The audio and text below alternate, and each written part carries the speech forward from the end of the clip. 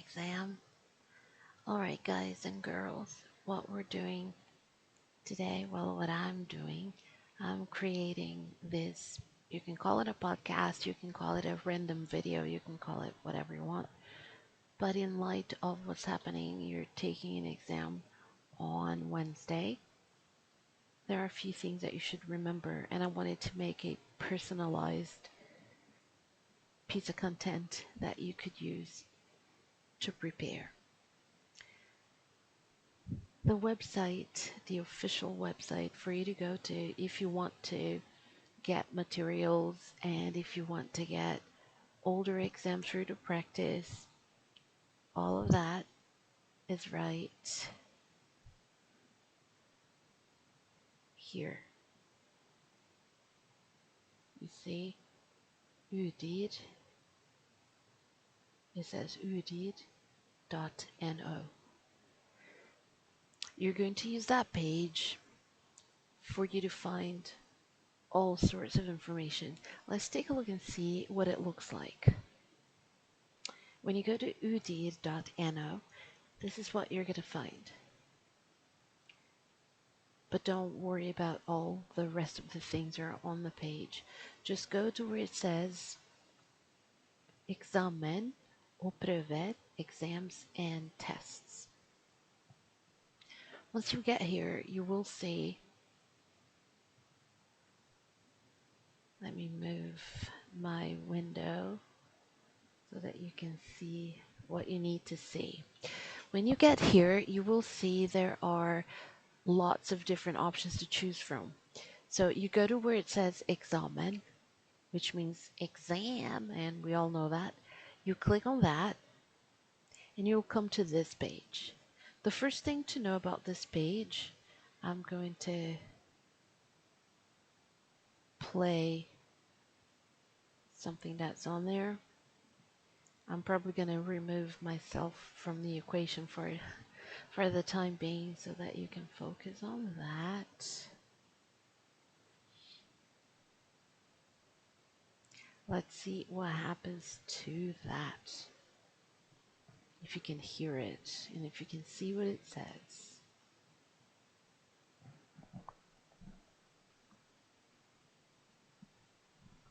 Skal du ta skriftlig eksamen, har du fått med deg hva du burde gjøre i forkant av eksamensdagen. Før du tar eksamen, er det lurt å bli kjent med hvordan eksamen kan se ut, og det faglige innholdet. På udir.no kan du se på fjorårets eksamen eller eksamenoppgaver.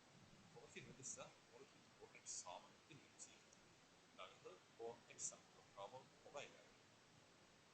Og da kommer du skriv inn utvalg. Finner du ikke oppgaver innen fagkodet, kan du se på oppgaver i lignende fag. Passord kan du få fra eksamen. For noen vil eksamen se slik. Hvis du skal bruke hjelpemidler i din eksamen, vil det være lurt å prøve deg ut på forhånd for å unngå problemer på eksamensdagen. Dersom du er privatist, har du selv ansvar for å ha med deg utstyret du trenger for å gjennomføre eksamen. Du kan sjekke hva som gjelder for deg som kandidat på udir.no når det nærmer seg eksamen. For mange innebærer dette egen maskin eller nettbrett til tasjon. På eksamensdagen går du også til kandidat på udir.no for å ta eksamen. Lykke til på eksamen.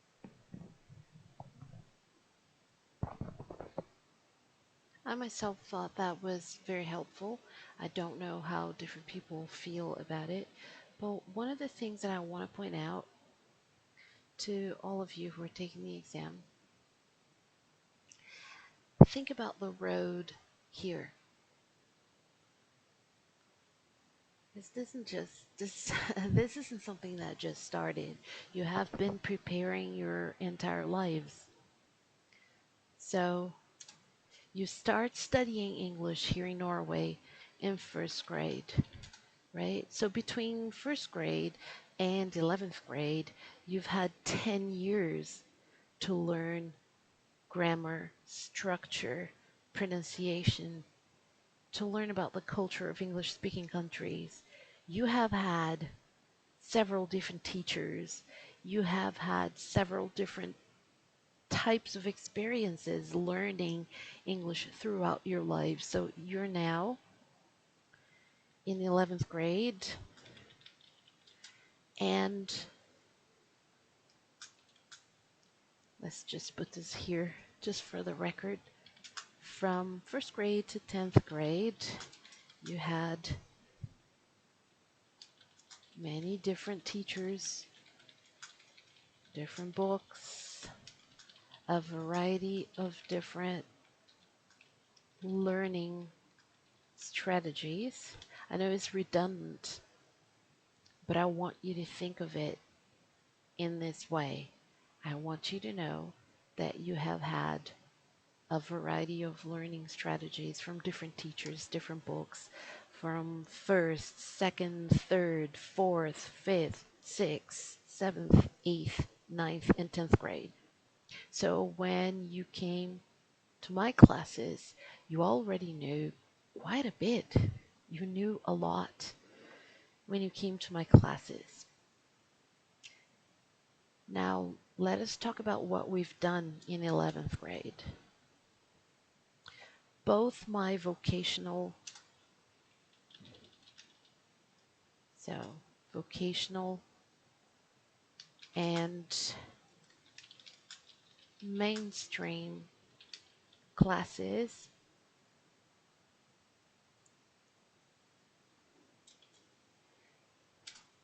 So what do I mean by that? By vocational, I'm even going to write it here. Yrkesfaglig. And mainstream classes, I'm going to write here Stu. So in 11th grade, both my groups, I actually have, let me see, the electricians, I have the nurses and healthcare workers and childhood, early childhood students, and I have a mainstream group in in the 11th grade who is going to, they're basically just focused on studying and going to university, whereas the vocational students are focused on something that will happen as soon as they finish their second year. They're going to go straight into the job market. Well, some people might think, no, maybe I do want to go to university after all. But it doesn't matter. It doesn't matter what your goals are. English is one language, right? It is one language with many different types of pronunciation. And I know that people get it wrong when they think of voice, accent, and dialect. Voice has nothing to do with the languages that you speak. What I teach you is that you can use your own accent from Norwegian, and that's perfectly fine, as long as your pronunciation is accurate, as long as your pronunciation is intelligible, as long as people can understand you. So, in both my vocational group and my mainstream group, I have been teaching English from different parts of the world. And you might say, hey, Pollyanna, but you try to speak with an American accent. I certainly do. But you have been exposed to people from New Zealand speaking, interviews that I conducted and showed you. New Zealand, Australia, Zimbabwe, England. You have been exposed to the different circles of language and people from the different circles of language that have been interviewed for your sake, for you to learn from authentic materials, from people who are not just reading from a script, people who are speaking naturally the way that they would if they were speaking to a native speaker. So this is why I conducted the interviews. So this year, both my vocational and my mainstream group, they have had the opportunity to listen to Americans speaking about the American dream, life in the United States. I interviewed Miss New Zealand, who talked about New Zealand, and you could hear her accent, you could hear her pronunciation, you could hear the dialect differences between how she speaks and how somebody from Australia speaks. which I brought somebody from Australia to be interviewed by one of my groups. And then I showed this interview later on. So you have been exposed to lots of different types of English. So what have we done this year? So we've been exposed to different types of English. And okay, from New Zealand, from the USA, from Australia, from Zimbabwe, from England, and also from other circles of English, such as a country. I don't know if everyone will remember this. I hope that they will. But you have been exposed to English that comes from the different circles of English. We have the expanding circle of English. We have the inner circle. And we also have all of those countries that have English as a first language, second language, and English as a foreign language. So you have been exposed to the pronunciation of people from the Philippines. You were so fortunate to not only have been exposed to somebody from the Philippines who is in one of our classes, but also I interviewed somebody along with the students from a couple of years back and from this year. You have in all of this, oh, Pollyanna, what does this have to do with the exam? This doesn't have anything to do with the exam, Pollyanna. Yes, it does too. When you when you watch these interviews, you're listening to English and you're trying to understand. As you listen and try to understand, and then you answer the questions that I ask you about those interviews, when you have to write down what you understood, you're practicing for the listening part of your exam.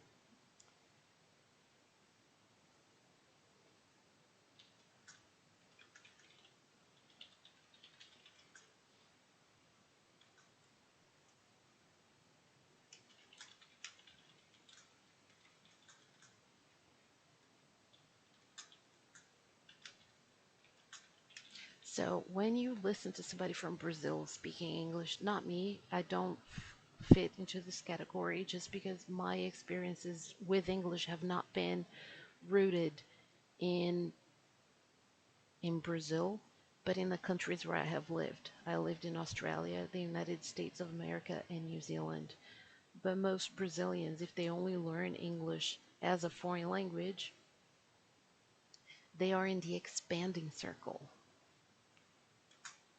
of English.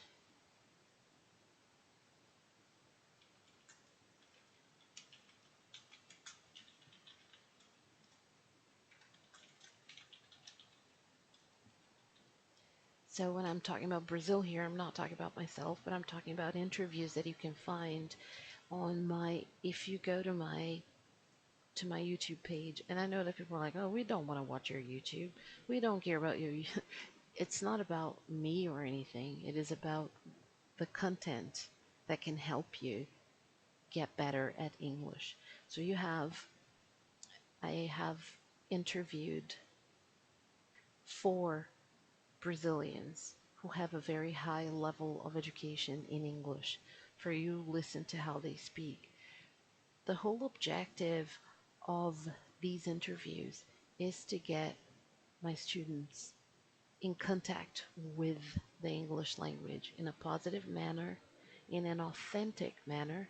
And by authentic, I mean these materials that I created by interviewing these people, they are authentic because they were not speaking from a script. They were not reading from a book. They were naturally speaking, and that will help you understand when people speak.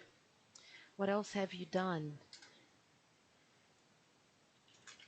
You have watched series, documentaries,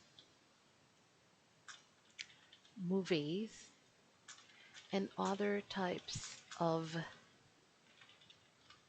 English speaking content. Oh, Pollyanna, we're we're not really going to learn anything just from watching series. I'm not learning English to watch series. Listen to me once again. It all comes down to listening comprehension.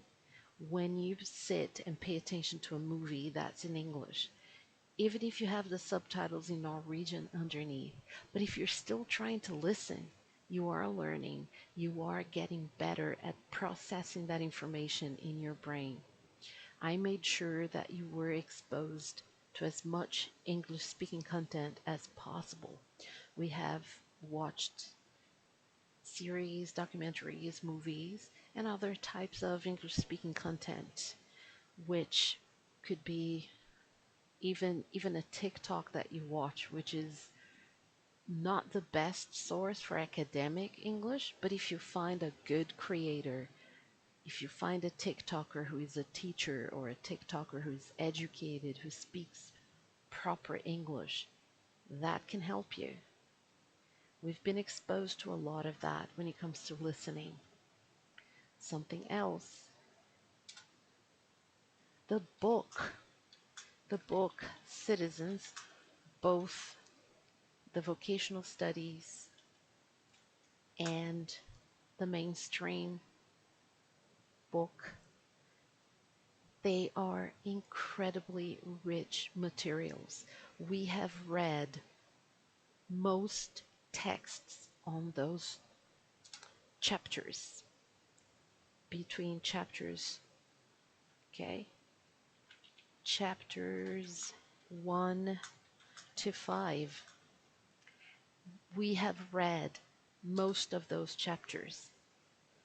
We have read most texts in the book. And when I say we, I am putting a collective sense in there that everyone has been doing this, but we all know that some of you did, some of you didn't. But the one thing I can guarantee is when you were in the classroom, I think it's fair to say that you had 95% English speaking interactions with me. And that has nothing to do with my Norwegian or anything. It has more to do with the fact that I want you to be exposed to the language that you're learning. So we covered listening very well. Even if you didn't like the series that I showed, the documentaries that I showed, even if you didn't like any of the movies, even if you didn't like the interviews that I conducted with people from different English speaking countries, even if you didn't enjoy that, but if you sat and listened, you were practicing for this exam. Reading. I assigned a lot of reading to you. If you read all of the texts, if you truly tried to understand what was in them, if you did the activities, you will have learned something from the experience. We have written more than 10 texts between short and long. Between short and long texts. Sometimes I would ask you, write a paragraph. What is a paragraph? A paragraph will be the body for your essay. For instance, a good essay will have between 3 and 5 paragraphs. Each paragraph can have between 10 and 12 sentences. Each paragraph must have a topic sentence. What's a topic sentence, Pollyanna? A topic sentence is not a title. A topic sentence is a sentence that gives you the gist of what the paragraph is going to be about. It gives you an idea of what the paragraph will give the reader what the reader can expect from reading that paragraph. So we have written simple paragraphs, essays, you have written reports. Those of you who do the vocational program, you have written accident reports, you have written letters to your boss or emails to your boss. So different, you have learned about different registers. Those of you who are doing the mainstream classical studies in English, you had just as strong a program as the vocational program, with the difference that you didn't have any technical, you didn't learn how to write an accident report. You didn't learn how to write letters to your boss, but you did work with different types of essays. All of you in all of the programs have learned how to write. Are there problems with the grammar and the structure? Perhaps. But I believe that with practice, you can get further ahead. And at this point, what you have is just as fair a shot as anybody else as to pass the exam. I want with my whole heart, I want to see everybody pass the exam. You have to focus on what you can do and not on what you cannot do. You have to focus on what I just told you. You have been preparing for this for your entire lives at school since first grade. So when you pass, you're not going to say, hey, Pollyanna, thanks for all the tips. Thanks for the classes this year. No, you're going to pat yourself on the back and say, hey, I did a fantastic job.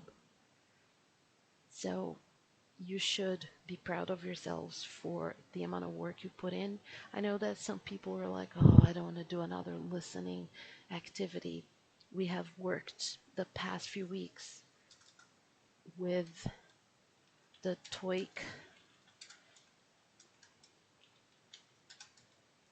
Those of you who remember what these are, I have given you examples of listening tests that students all over the world, and even people who are not students, but they are going to perhaps work in an English-speaking country, or they need English, academic English, in some aspect of their lives. They would have taken the TOEIC for work, the TOEFL for the university, and IELTS. We discussed all of those, and we have done samples in class. You have done 150 exercises, listening exercises over the past couple weeks or 3 weeks since we found out that you were going to take this exam.